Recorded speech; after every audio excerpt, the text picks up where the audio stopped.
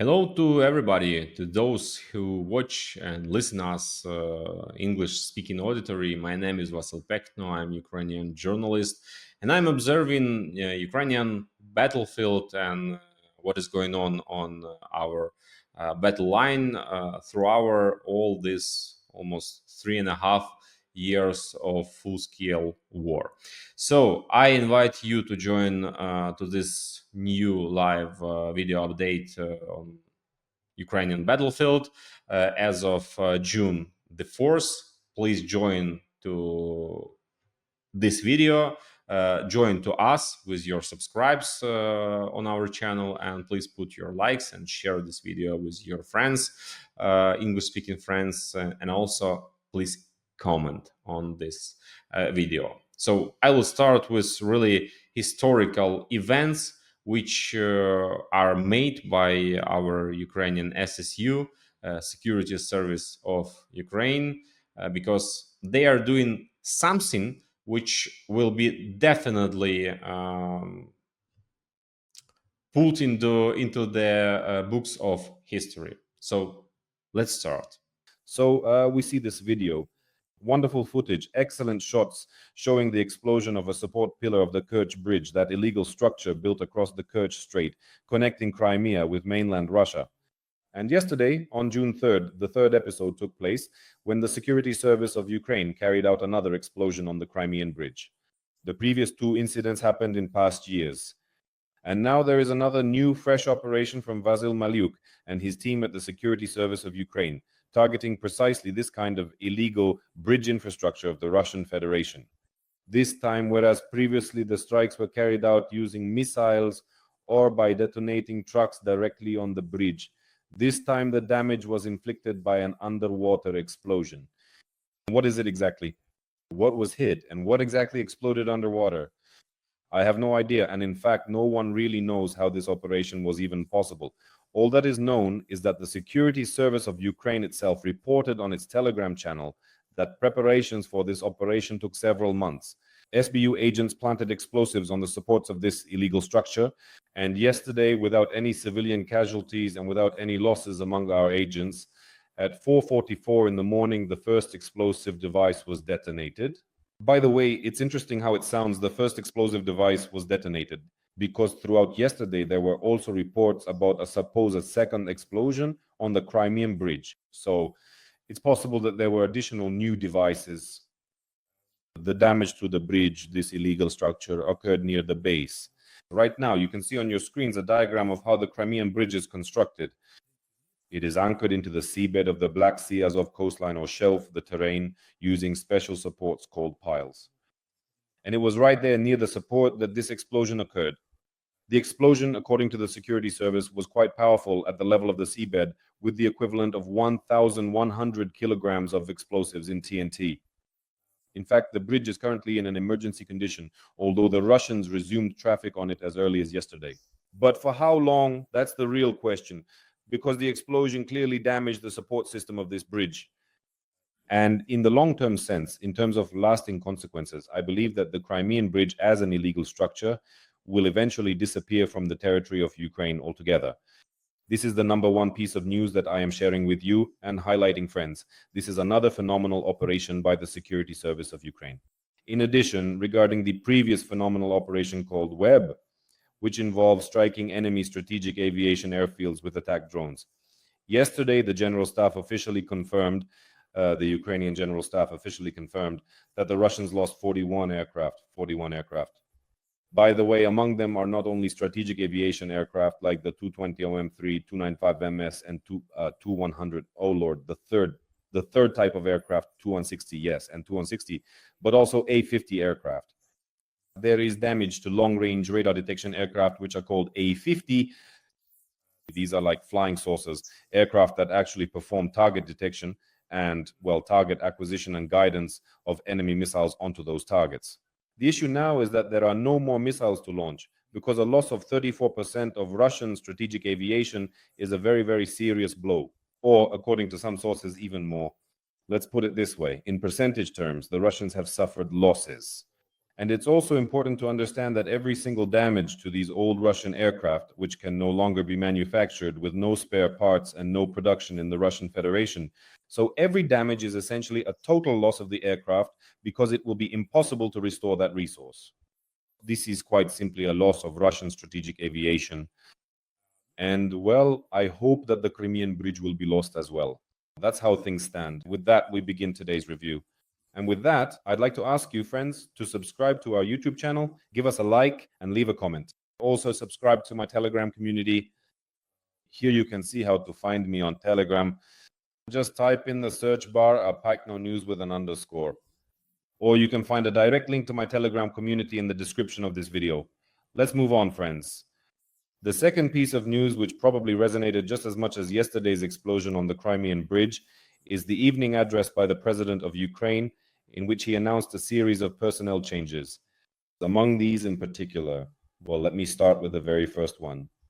Mikhailo Drapati, the commander of the ground forces, who over the course of the weekend submitted a resignation report, essentially a formal request to remove him from the position he held at that time, namely commander of the ground forces, because the Russians delivered yet another painful blow over the past weekend, striking our training ground, specifically the 269th Training Center, a location of significant importance.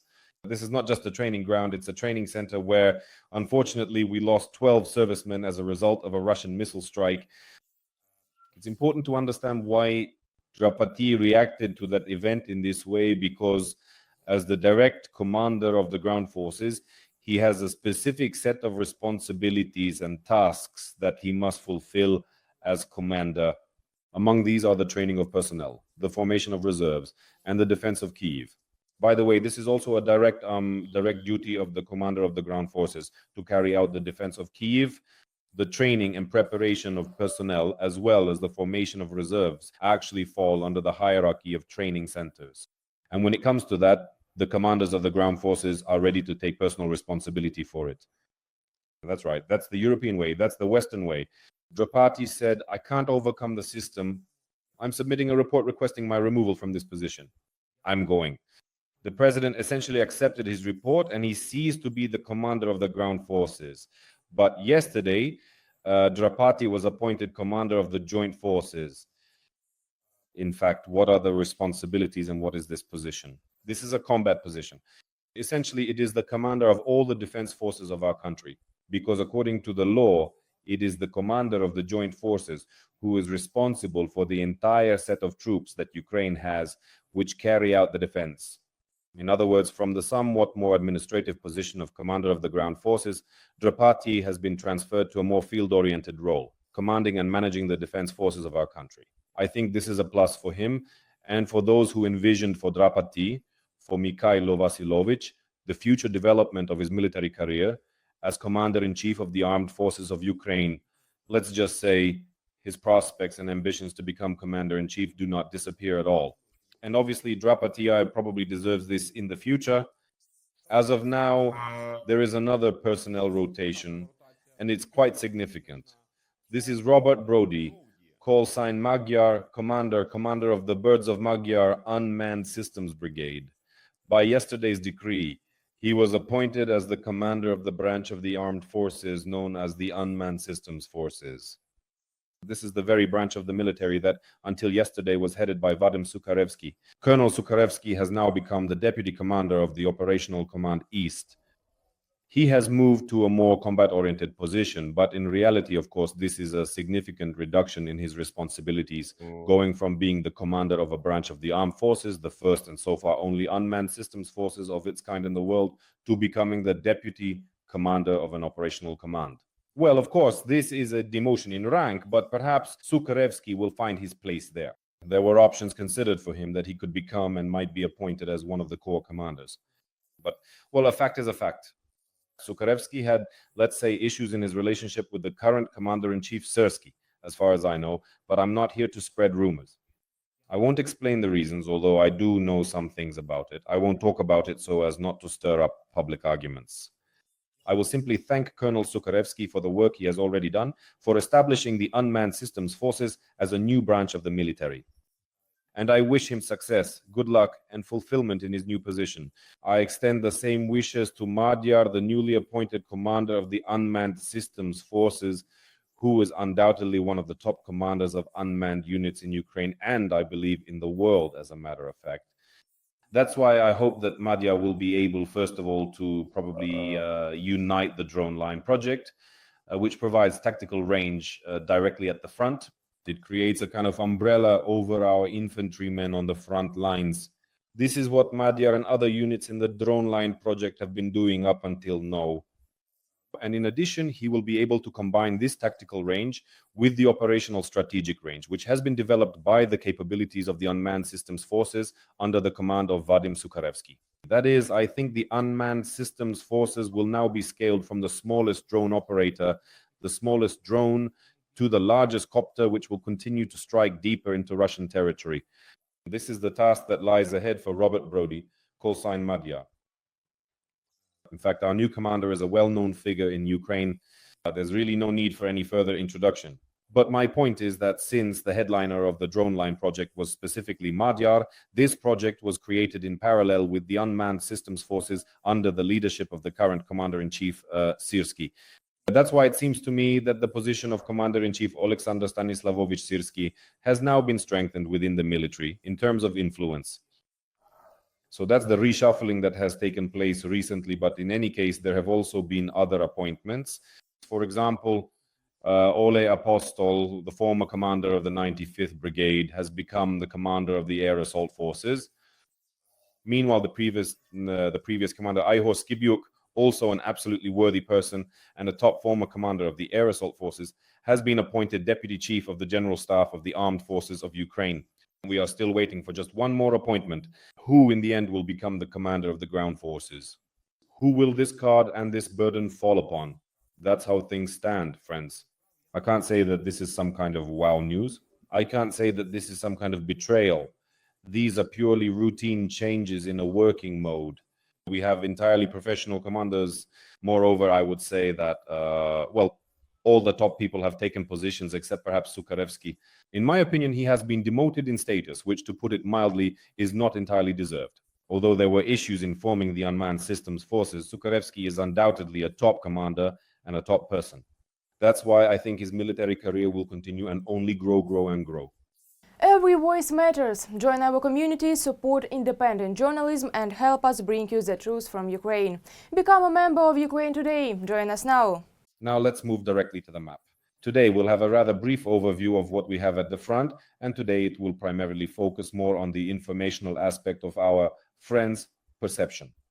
I will talk about Sumy region, of course, because everyone is talking about it. All the media are writing about it. All the Telegram channels are writing about Sumy region. There are TV broadcasts, news stories are being filmed. Right now, there is such a flow of information about Sumy region that, in fact, a huge wave of panic is being stirred up, claiming that Ukraine is losing its defenses in the Sumy direction. In reality, that's not the case. That's not true. I consistently stand by this opinion. There is no kind of cascading collapse happening, let alone a collapse of our defenses in the Sumy region. Why is that, friends? The very first point that should be emphasized. Sumy is not, and Sumy region is not, the center of the enemy's main activity in their offensive campaigns. The number one priority for the enemy remains Donbas, the Donetsk region, specifically the directions of Pokrovsk and Kostiantynivka. Even if you just read the General Staff's reports every day, you can see every morning around 8 o'clock that a third of all attacks taking place on the front are directed specifically at the Pokrovsk direction.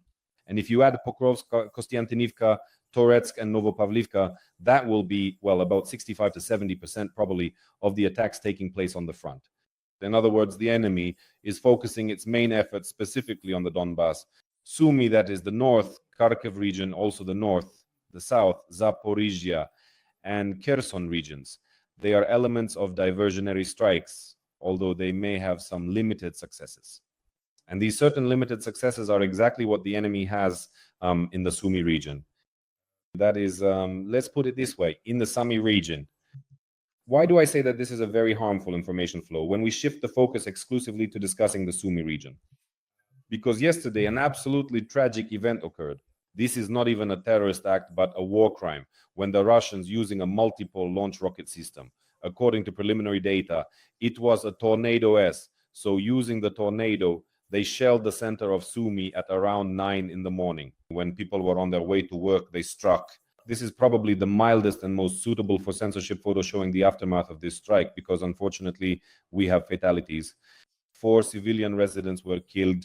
There was not a single military target there, not a single military facility, just the city center. 9 in the morning, people are on their way to work, and from multiple rocket launch systems, which are imprecise weapons that cover an area. So in principle, it is a crime to shell densely populated areas with civilians using such types of weapons as the Russians did. And they shelled us. We have 4 people dead. Yesterday and today are days of mourning in Sumy region. And unfortunately, this is the greatest danger the enemy poses to Sumy. These will be strikes, ballistic missiles, multiple rocket launch systems, and drones. Unfortunately, this is the reality, but it is the worst case scenario for Sumy region in the foreseeable future. Nothing worse than this. Well, I think with 99% certainty, nothing worse is expected here in terms of the actions the Russians are carrying out. Although I understand that sitting here in Kiev, telling the residents of Sumy that all you have to face are shellings and that this isn't the biggest problem, that's cynical and wrong. But friends, I just want to explain once again that the information flow is now so intense that after yesterday's strike on Sumy, even the information agenda in Ukraine has shifted. It's exactly like this. Conversations are happening along the lines of, look, the Russians have advanced, they're creating a buffer zone. This supposedly gives them the opportunity to move their artillery now. Now they're going to shell Sumy. Now they're going to destroy Sumy with MLRS, and then the next will be the tube artillery.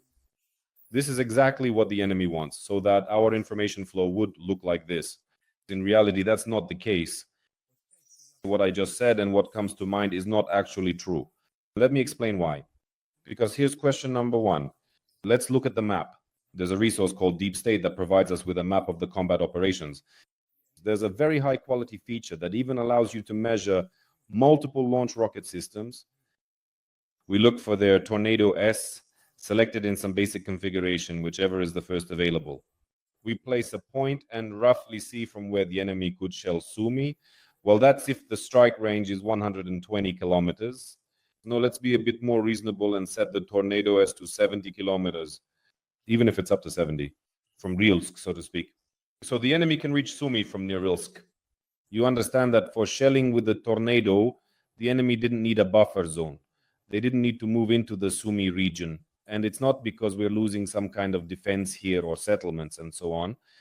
The enemy shelled Sumy because they seek to commit terrorist war crimes, and they want our information space to blame the authorities, to blame the command, incompetent commanders, idiotic generals, or someone else, the regional administration, for not being prepared here, for losing everything again, for the threat to Sumy, and for Ukraine being doomed. This is what they want. But in reality, let me show you once again. I'm not making this up. Sumy could have been shelled with Tornado before as well. This is the main point, the main logic behind why I say we shouldn't be spreading this kind of information flow in that way. Because the enemy's main objective and the primary focus of their attacks is the Donbas, and that's where they are directing their strikes. And how they advance near Pokrovsk and Kostiantynivka will determine whether we have enough troops, whether we have enough reserves that we won't have to pull from the Sumy region, for example, to move them to Pokrovsk or Kostiantynivka in order to hold the defense there.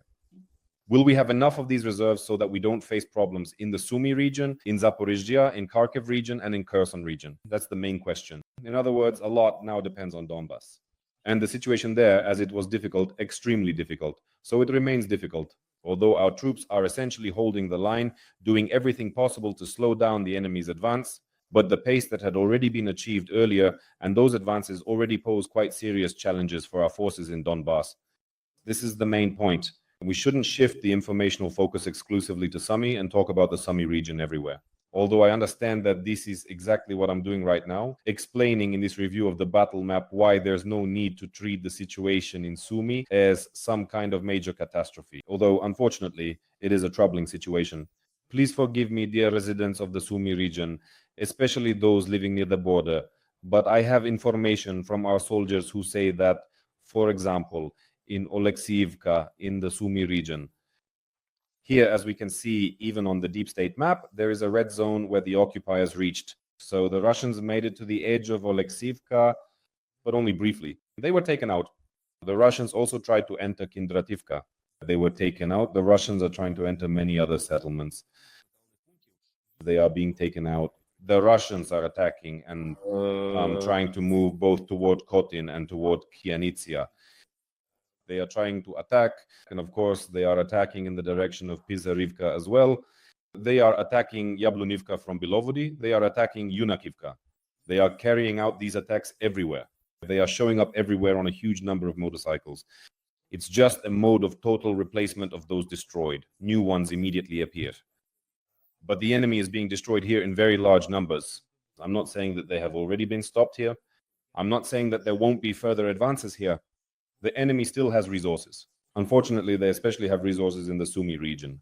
And this is the main reason for certain withdrawals here. They have firepower resources because with their intense fire, with their artillery, those same multiple launch rocket systems, the same aviation, and the short supply line from Russian territory to the front line in this direction for ammunition, the enemy has the ability to destroy our positions. It is not reasonable to hold a position when it has been destroyed by artillery.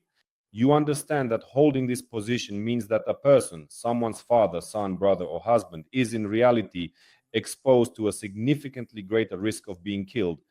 That is why we are retreating here, leaving some territories, but at the same time preserving lives, the main asset of our forces, the lives of our servicemen. Rest assured, they will hold back the offensive in Sumy region, provided that the offensive in Donbas is also held back at the same time. That is why the focus should not be shifted exclusively to discussing the Sumy region and repeating Russian narratives that everything here is a disaster, a catastrophe. Do you know how many such catastrophes there have been in the past 6 months? Let me just count them on my fingers. Maybe I can convince someone.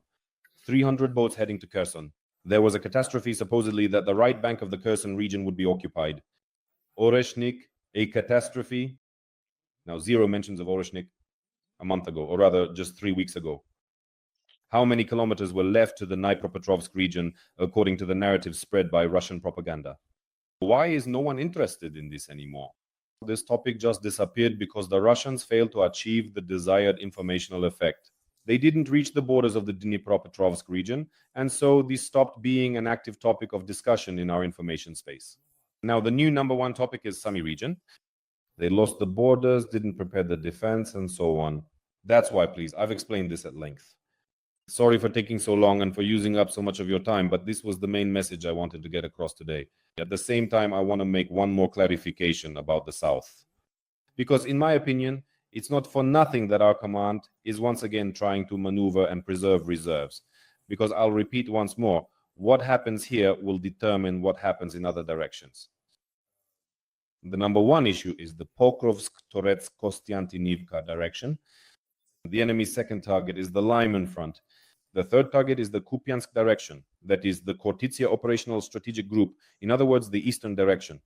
Sumy, S, Zaporizhzhia, Z, and Kherson, KH, are all secondary areas where the enemy either carries out diversionary strikes, tries to draw out reserves here, or attempts to tie up reserves to prevent them from being moved to the Donbas. These are the main objectives the enemy is pursuing here, in my subjective analytical opinion. Now, I will share my thoughts regarding the South. What are we doing to prevent the enemy from creating the same kind of active situation in the South as they did in the Sumy region? We have problematic and dangerous points here. That is, this refers to the Kherson region and Zaporizhzhia. This is the direction towards Zaporizhzhia, where the enemy is also probing our defenses. Over the past 2 weeks, a series of sabotage acts have taken place here against railway lines used by the enemy. First of all, sabotage #1 is the work of the Security Service of Ukraine. Of course, that's the Kerch Bridge. Let's write it down. 1, 2. 2 days ago, here was the settlement of Yakimivka, located right on the railway line connecting Melitopol and Jankoy. Here, the main intelligence directorate reported the destruction of a Russian locomotive. 3. Yesterday, there was a fire near Chonhar in a settlement called Atamanivka, if I'm not mistaken about the name, and sabotage was also recorded there. We will learn about its consequences later. But Chonhar is the only bridge that connects Zaporizhzhia to Crimea by rail. 3. On the newly built branch line between Taganrog and Mariupol, partisans from our Atesh movement, which operates in the occupied territories, also reported just recently that sabotage was carried out on the railway tracks here. And 5 already, that's 3, 4, 5, yes, 5. In the Zaporizhzhia direction, I think it was a week ago, that drones from the main intelligence directorate struck Russian fuel trucks. So what am I getting at? What am I trying to say with this? The enemy's logistics in the southern direction are being disrupted, restricted, and do not allow this enemy to launch active, large-scale, full-fledged offensive actions, as happened in Sumy region, for example, in Zaporizhzhia, or with landings on the right bank of Kherson region, because we simply couldn't handle that kind of pace. Right now, the main focus and attention should be on the Donbas. That's how things stand. Today, I won't go into detail about the situation in Donbas. I think we'll talk about that tomorrow. For now, thank you, friends, for your attention. Take care of yourselves, all the best, and see you again soon.